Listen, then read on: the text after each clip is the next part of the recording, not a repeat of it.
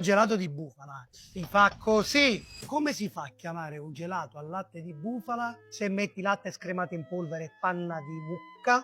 Volete il mio segreto? È semplicissimo. Buon latte di bufala. Ti serve struttura? Ti servono le proteine? Ti serve un po' di grasso in più? Porta un litro di latte di bufala a 800 grammi. Hai risolto il problema. Portiamo il latte già ridotto a 40 gradi.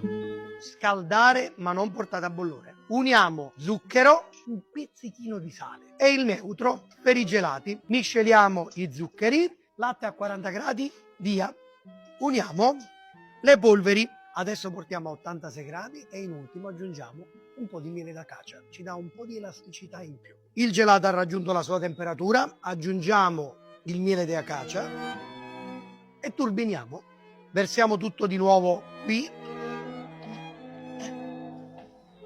Emulsioniamo bene, facciamo freddare. Dopo una maturazione di circa 12 ore, noi lo abbattiamo e lo mettiamo nei nostri tombolini per il gelato. A casa almeno 6 ore di riposo e poi nella piccola gelatina. Come al solito, una è per voi e una è per me.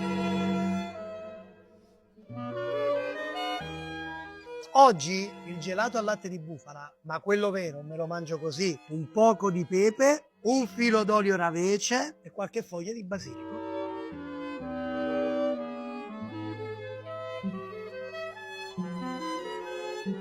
Fate i bravi.